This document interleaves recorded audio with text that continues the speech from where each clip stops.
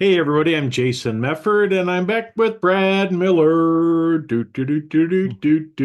Which means we're talking about walking a spiritual path. Oh, When it I just comes from want the to do, heavens and yeah. the, Ah! Right, the I just clouds want to do part and everything else. clouds Yeah, part and the money Python God sticks his head down. that's Anyway, exactly right. yeah. So anyway, just wanted to do something a little different to start off with today because we're going to talk about something that I know I still am working on. I'm guessing, Brad, you're still working on it, and I would guess everybody who's listening is still working on it. And there's kind Yep. of different ways to describe this or kind of put terms on it. Um, but it's about, not getting into other people's business, minding your own beeswax, not getting wet, not getting in other people's shit, whatever you want to call it. And so we're going to talk about that today. So, Brad, I know this Yeah. was something that kind of came up for you today as you were doing your walk. So, Yeah. let's get started. What does it mean and why is it a big deal? Why should we just mind our own beeswax? Because it's rude. No. Um, no. A lot of times I think people, you kind of interest in other people. I mean, there's a couple different ways, I guess, to kind of look at this. One of them is just all the crap that people get into, all the negativity, all the worry, the fear they get into. And it can be easy if you're around people like that to kind of get sucked into that energy, to kind of take on some of their fear, their worry, to get into some of that stuff. I mean, pandemic, right? Yep. I mean, great Yep. example of things like that. And so those negativity, those negative thoughts, things like that, that spreads. And so if you let yourself get into that and let yourself kind of get into what they're trying to say and their feelings, that rubs up on you, right? Like you feel the energy, the energy kind of comes off on you. Your energy can actually change and kind of go to match theirs. And generally speaking, that's not. I know we talked about this before about frequencies and things, but those kind of low vibrational things, fear, anger, worry, those kind of vibrations and emotions are things that you don't really want to find yourself stuck in. Like you want the high things, you want happiness and joy and love. You don't want to get stuck in anger and regret, fear, those kind of low things. And so part of this is staying away from people who, are negative, Mhm. like negative Nancy's, if you will. Like get rid of those people that might be trying to drag you down. Yeah, because I think like you said, we've talked about things like sympathetic resonance before, right? Mm-hmm. Even with like sound waves and other stuff, strings on the piano and other things like that, kind of matching what they're around.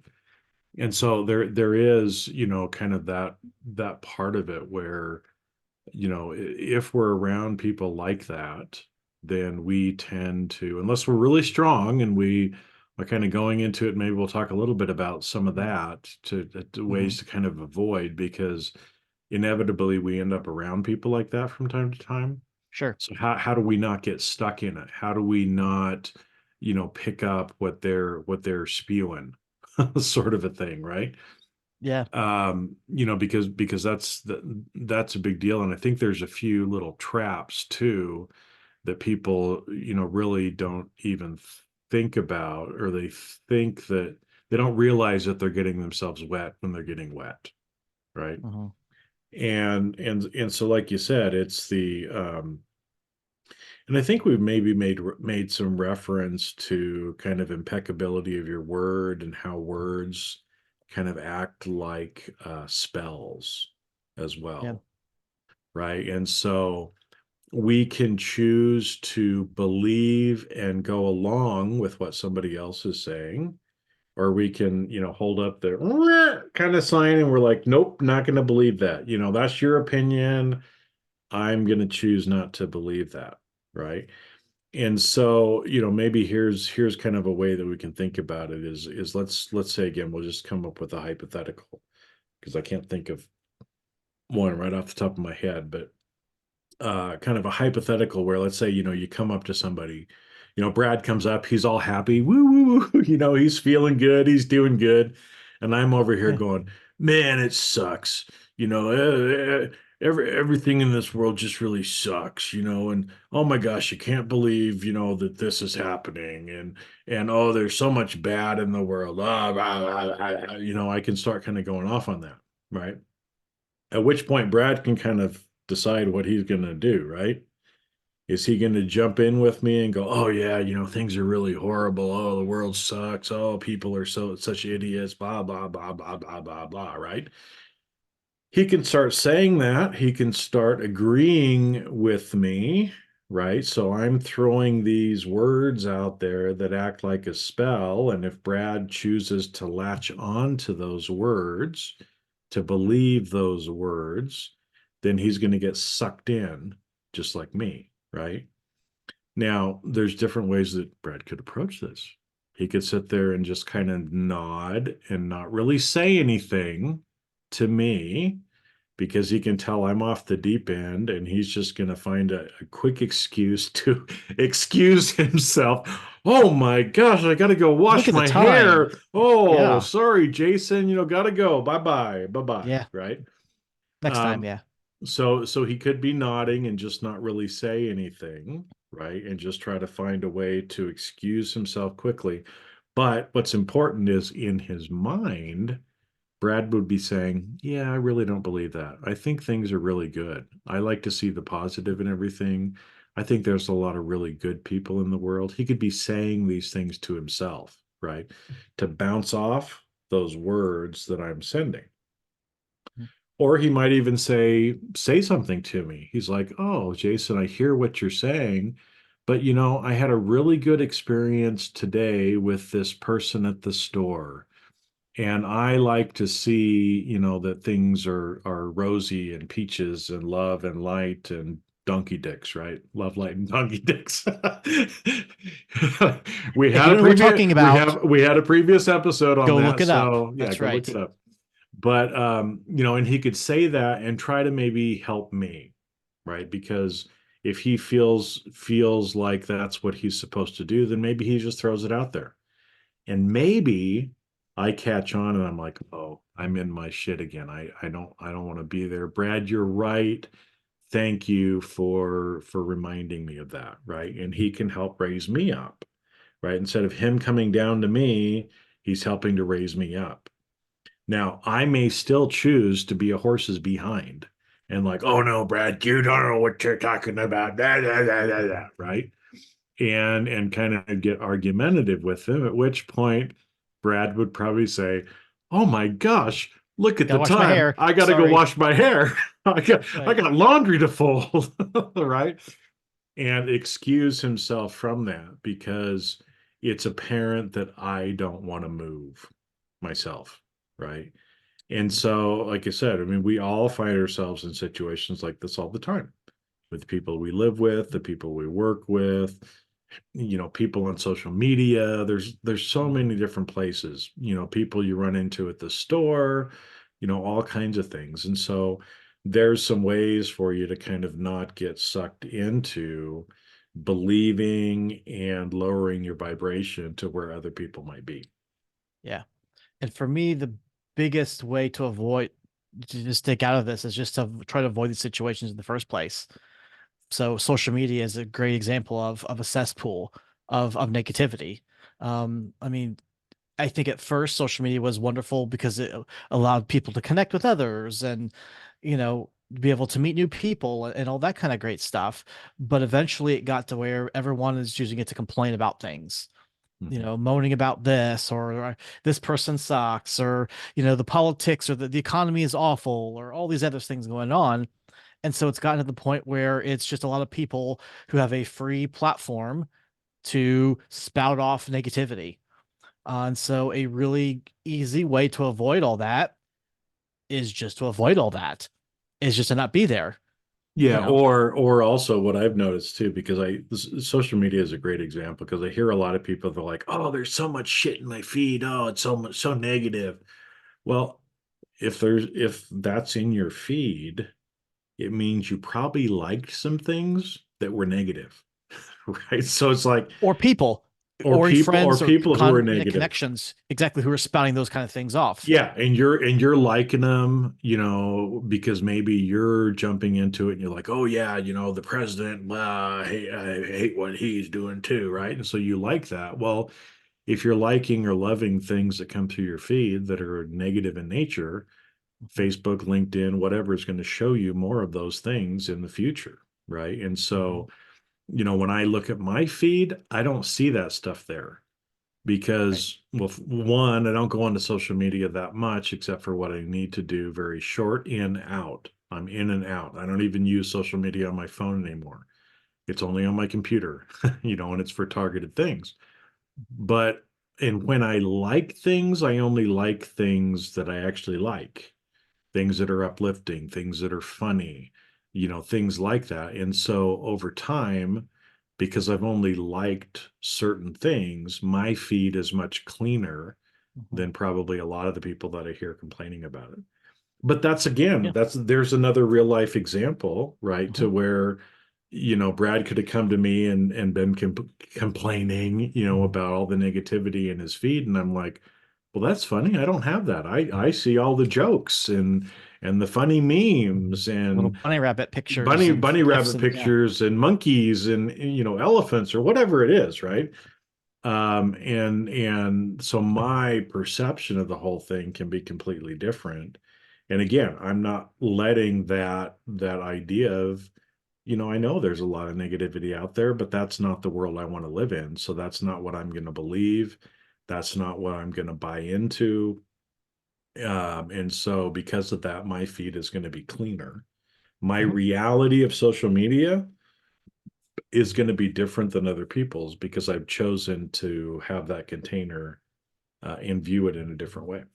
Yeah, yeah, and it's important too to go back through, I think, and cull your feeds and things as well, because you may have friended someone or liked something that someone said once upon a time, but and we've talked about this before, but we change over time, or we change, especially if you're walking the spiritual path. You are not the same person today that you were a year ago, 5 years ago, whatever. So the things that you may have liked 5 years ago or even a year ago, 6 months ago, may be totally different than the things you like now.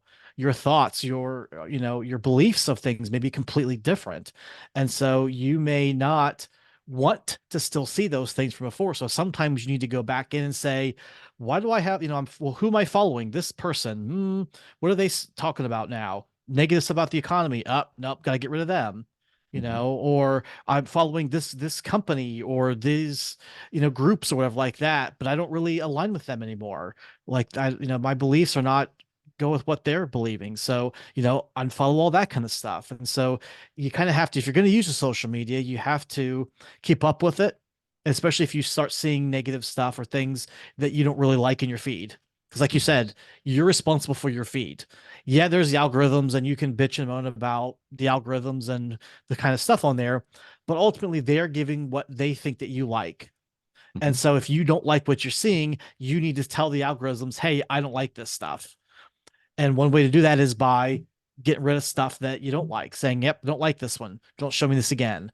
Whatever you do on the platforms you're at. Um, Yeah, so stop following, unfriend people if you need mhm. to, block people if you need to. And I know we're resistant to do that, but sometimes, like you said, you're a different place in your life, and sometimes it's the best thing, to move on from that person, and they're probably not going to know anyway. Like, No, most of the time they uh, don't. It's funny because there was one person that I was friends with, and this person started saying some things that, again, I just did not agree with, and I needed to separate myself from them. And what's interesting is I actually went out to Facebook to unfriend this person, and I was already unfriended from them. So they must have hmm, unfriended me because I don't remember actually doing it. So it's interesting how the universe works that way, right? But this is one of those areas I think where we can fall into traps is, because a lot of times, as we're saying this, all of you are probably nodding your head going, oh, yeah, I totally agree with you.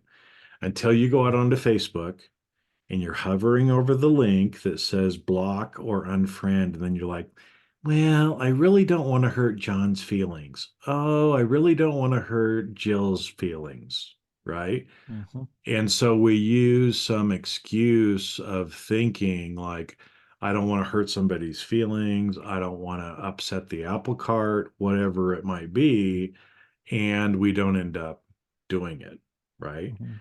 And this is, again, this is one of those areas where you kind of have to make a choice and realize that, well, what's the big deal if John or Jill finds out that you unfriended them? And then they send you a message and they're like, oh my gosh, why did you unfriend me? We've been friends for so long. Then you're going to have to kind of explain it. But again, it can be as simple as, hey, I really like the stuff that you were saying before, but it's not really relevant to me anymore, so I'm moving on, Right.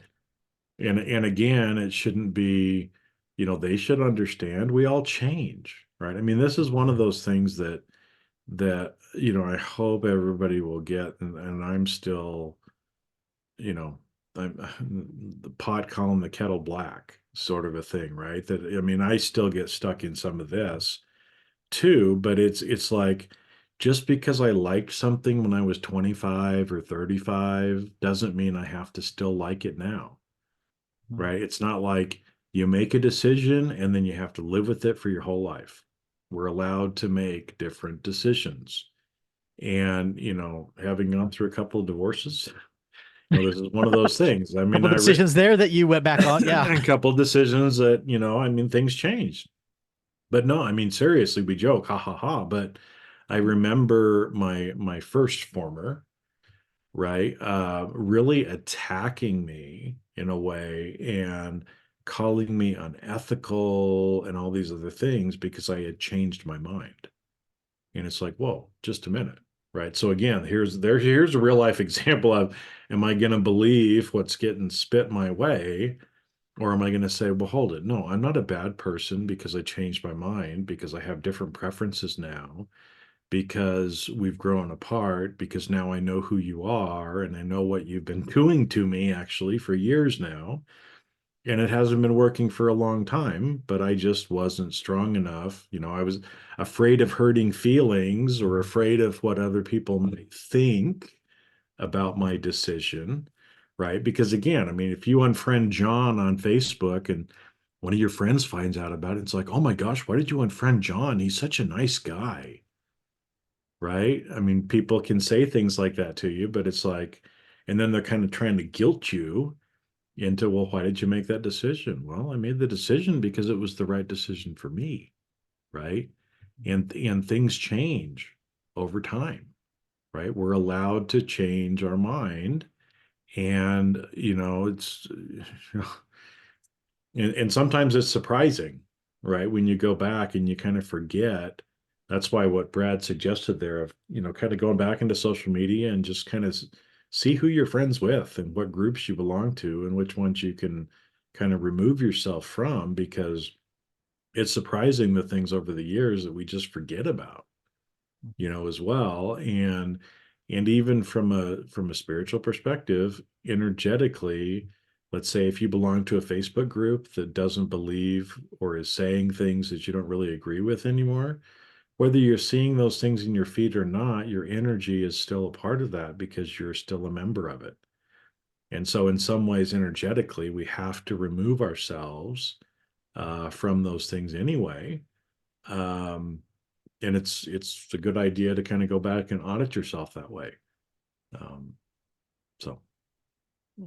Because that's again, we, that's what that's one of the tricks that I see that people kind of get into a lot of times, is that worrying about what other people might think, worrying about I can't change my mind anymore when we can't. oh, we do it all the time. I mean, think about the things that you liked to do when you were in college. Maybe you like to go partying, maybe you like to go out and stay up late and, and hang out with friends and all that kind of stuff. And think about maybe what you do now. I mean, assuming you're not still in college, obviously, but, I remember, you know, being younger, in college and, staying up till midnight, 1 o'clock, 2 o'clock and thinking nothing of it. Right. And now I'm like, man, it's like 9:30. Like I gotta get to bed. Like this Time to is go to tough. bed. Right. Like, my daughter, I gotta get her to bed so I can get into bed. And, things change. And just because you liked something or friended someone at one point doesn't mean you can't unfriend them or unlike it now. You are a different person than you were back then. And I think you're putting too much worry about what other people are thinking or that they're even going to know. Because 9 times out of 10, they're never going to know that you unfriended them.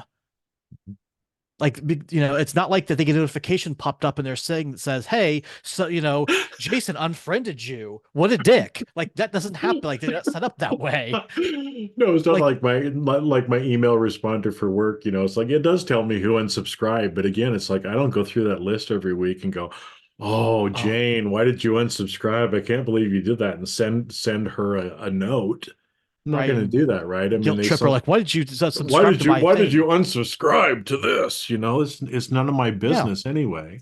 but yeah, but And social media, you don't know these things. Like, no, people are not going to know that you no longer like their page or that you no longer wanted to be friends with them on Facebook or LinkedIn or Instagram or whatever it might be.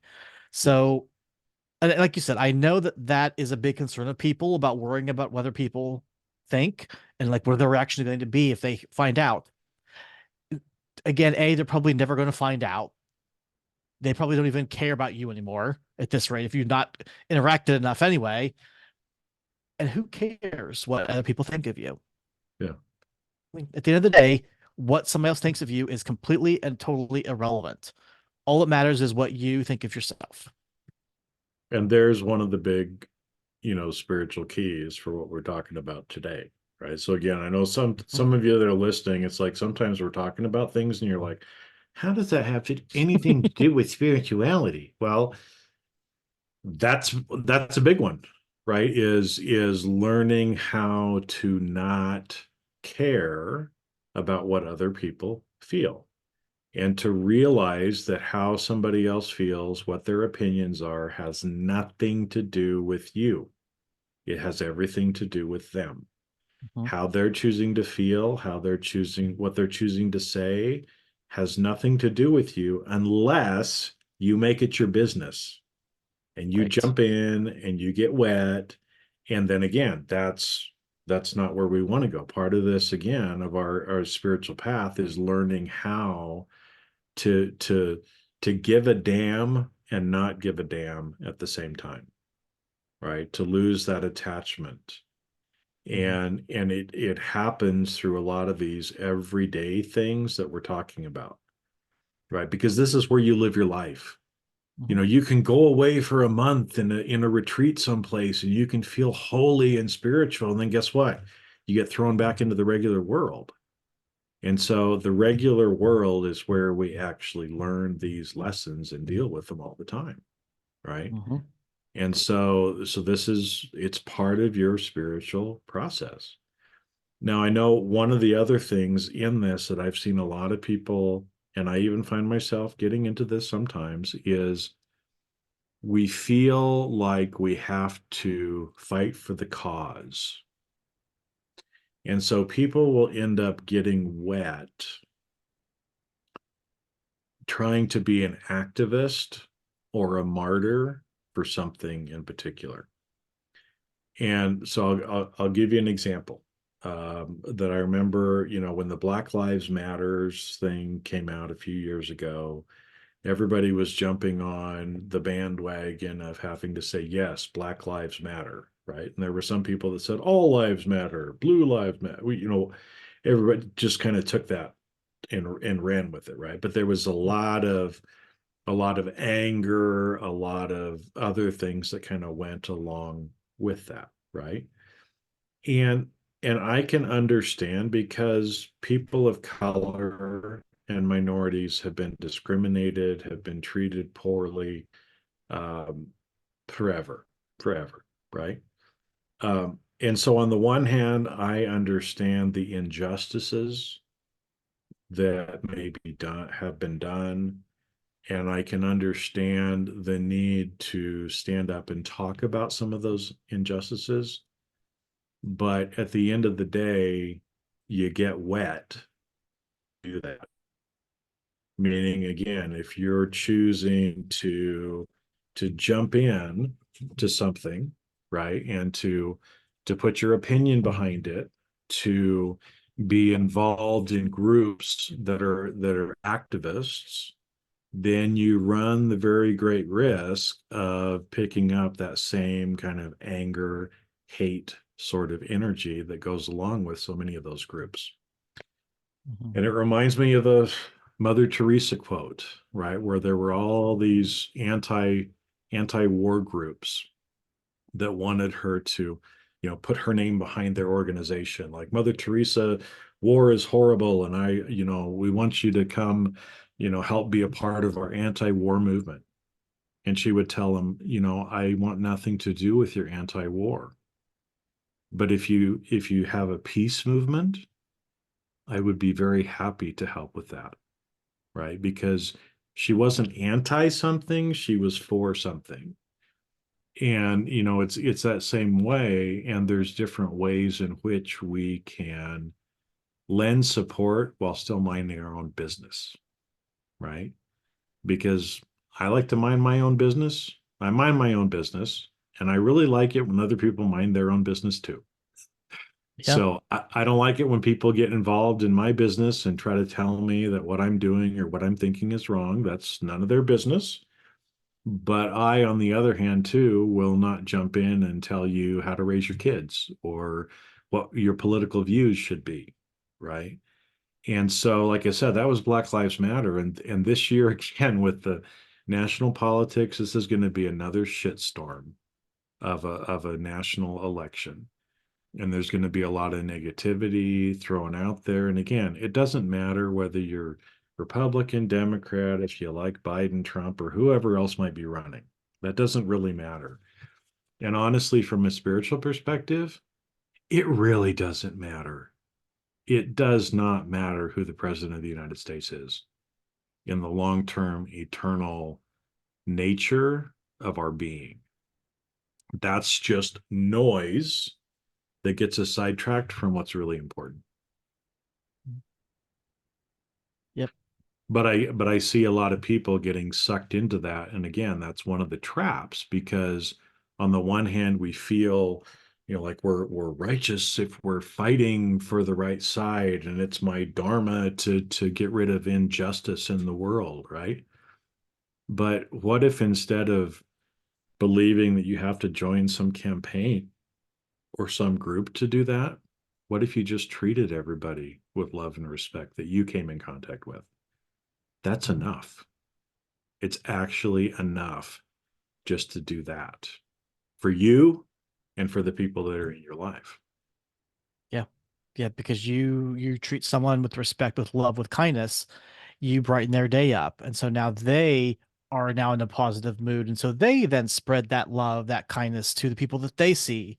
And it starts to spread. Everybody kind of spreads it on to the people they're in contact with. And before you know it, you've got the whole room filled with people who are now thinking of love and kindness and respect. And just from one little thing. They talk about the importance of, smiling or holding the door open for someone. How just a little action like that, how it can have such a big impact because that, you hold it open for someone.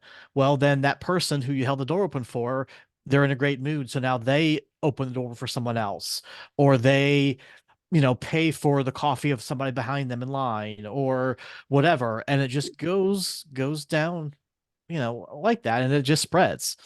Well, Um, I don't know if I told you this story or not. I probably shared it at some point, so I don't know if you heard it, Brad, but I don't know that I've shared it here. But when I was living in California, there was this little restaurant. There's a lot of these like drive-through burger kind of places in that are like mom and pop kind of owned, locally owned, but they have really good food, and it's not just burgers, it's like everything. This one was mhm, owned by a guy who was Greek, and so they had a bunch of Greek food like gyros and all this other just fabulous food, right?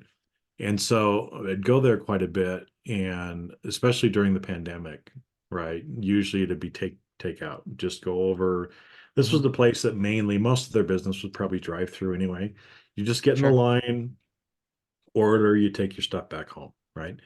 And so I remember, I went there for years when I lived in California. And one time I get up and go to get my food, pull out my card, and the guy's like, "No, don't worry, the car ahead of you paid for you." And I'm like, "What?" They're like, "Yeah, the car ahead of you paid for your meal. You're good." And I'm like, "Really?" And he's like, "Yeah, no, this happens all the time." I'm like, "Tell me more." Right? And he's like, "Oh yeah, several times a day somebody will come in and pay for the car behind him." And I'm like, "Okay, well, I'm going to pay for the car behind me right now." And Yep. he's like, "What?" I'm like, "Yeah. So whoever's behind me, I'm going to keep paying this. So you charge me what they were going to, the guy ahead Mhm. of me paid for me. I'm going to pay for the one behind me, right?" I don't know Mhm. how long that string went on that particular time, but every so often, and it wasn't every time, but when I would go back to that restaurant every so often, when I felt like it was time to do it again, I would pay for the Mhm. person behind me as well too, right? And so it's one of those little things. Again, you don't think that it's not a big deal, but it is a big deal, sort of Mhm. thing. And this is again where I'm telling everybody who's listening, right? I know a lot of people out there are spewing all this BS when it comes to spirituality of, om, and you got to be on your mat. And it's how you treat people every single day. It's how you treat yourself every single day.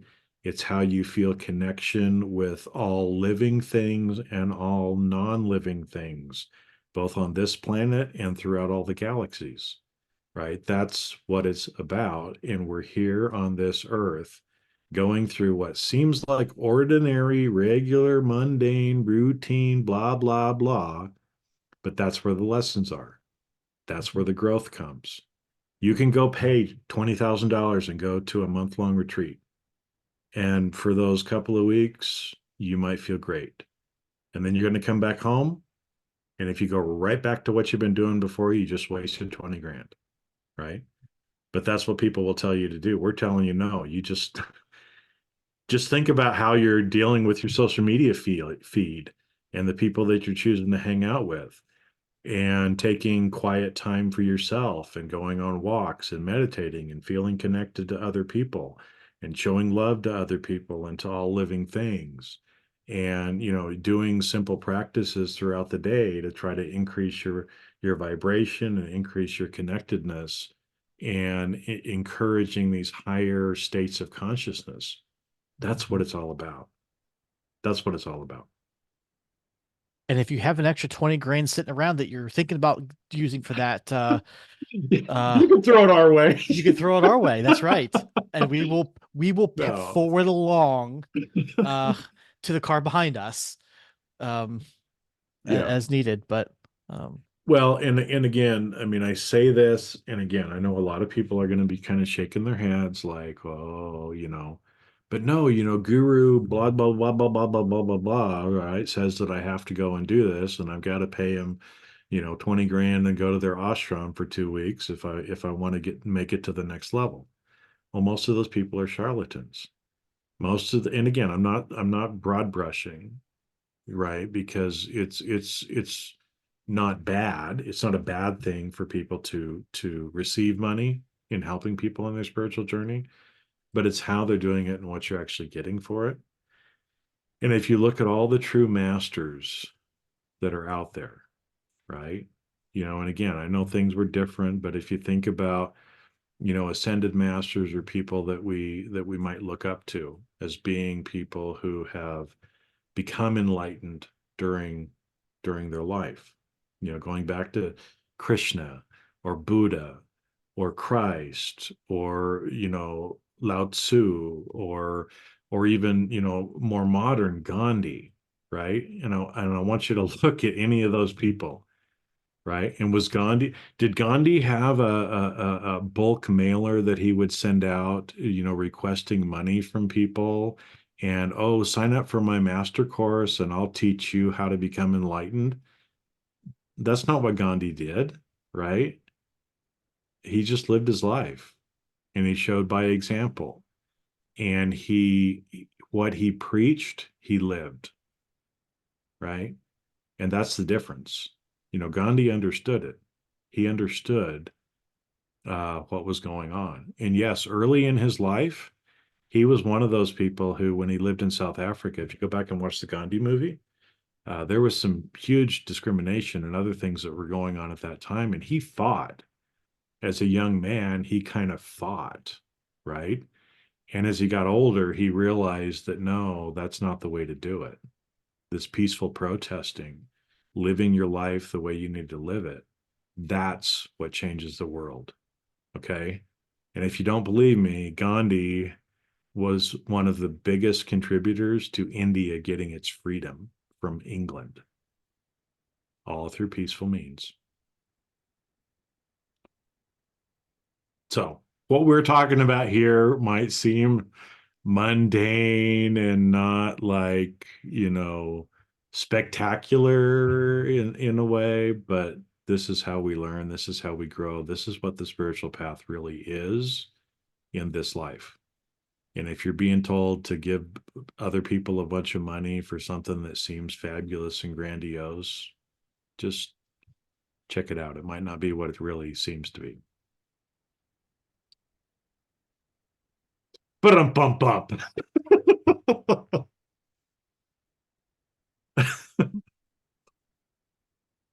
So yeah, I mean, we talked about a couple. I think the importance of minding your own business. I mean, is really kind of to kind of circle back to where we started with.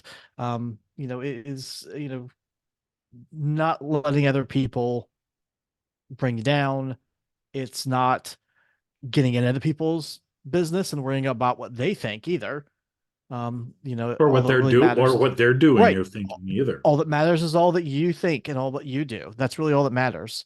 Um, and that includes those who um hold themselves out as some sort of master or guru or whatever it might be. Um, like I said, what someone else thinks or says they believe, they feel, whatever, does not matter one iota. Mhm. All that matters is you, what you do, how you act, how you think, the intentions behind what you do. Yep. Yep. And to realize that that's enough. Mhm. It's enough to just be you, to show love and kindness to the people around you in the way you do business, in the way you have your relationships with other people, in the example that you set, even in how you are impeccable, who you choose to be around, who you choose not to be around, because that's a flip side to it that I think a lot of times we bring up the, oh my gosh, why did you unfriend John, and what this person might say, right? Of, oh, John's such a nice guy, I can't believe you did that. Well, what if on the flip side, and this has happened to me, oh my gosh, you unfriended John, good job, right? I've been thinking about doing the same thing because I've been disgusted at what he's been saying too, right? And because we have the courage Mhm. to do things in our own way that's right for us, it allows other people to see the example as well, and may give those other people a little bit of extra courage to do what they've been wanting to do anyway, right? Maybe they were hovering over that unfriend button and they're like, no, can't do it. And then the next day they're like, oh, hold it. Brad unfriended him. Jason unfriended him. Oh, it's okay for me to do it now. Right. And so there's always, again, something else going on that you don't realize. And those small, simple acts of love and kindness, they seem small in this 3D world, but they're huge in the other dimensions and in what's really going on behind the scenes. So there you go. Mind your fucking business. Uh, Yeah, pretty much. Pretty much. yeah, let's sum it up. Just put a bow on it. Um, yeah. Mind your business, do what you think is best for you, and don't care what other people think. about what you're doing or what you're Mhm. choosing to believe, and it's okay to change your mind. Doesn't mean you're a bad person or anything like that. It's we all change. That's right. Mhm. All right. Well, thank you guys for listening. I think Jason kind of pointed this out that a lot of these things are really, they seem really mundane. They seem very small, very insignificant. Like, oh, you know, unfriend somebody from social media. What's the big deal about that, right? It's nothing, it's not the fun stuff like speaking to dead people or you're hearing voices or, that kind of stuff. Speaking with trees. But this, like Jason said, this is really what it comes down to. This is the important stuff. Like this is the basic, this is the foundation of what you have to get in place. Um, and yeah, there are the fun stuff out there, and um, you know, we've talked a little bit about some of that before. Maybe we'll talk about it in other episodes, but um, and until you get this part down, none of that stuff matters. None of that stuff matters until you get all this kind of base stuff down. So Yep. And even when those other things happen as you evolve, you're still going to have to deal with the little things because they keep coming along, right? mhm. And so, again, you just keep working on them. You just keep doing the best you can every day. Do the best you can every day. And but through the little things, like doing just 5 push-ups a day, you don't think you're doing much, but you do 5 push-ups a day for a year and see how much stronger you are than you were last year. And that's what we're talking about. A lot of these things seem like, oh, it's only 5 push-ups. Why should I even worry about doing it? Because you'll be a lot stronger if you do the 5 push-ups than if you don't. So, So go do your push-ups. And make sure if you've not already done so, subscribe so that you hear all of our episodes and check us back next week for more words of wisdom on the spiritual path. all right. We'll see you, everybody. Have a great week. Yeah.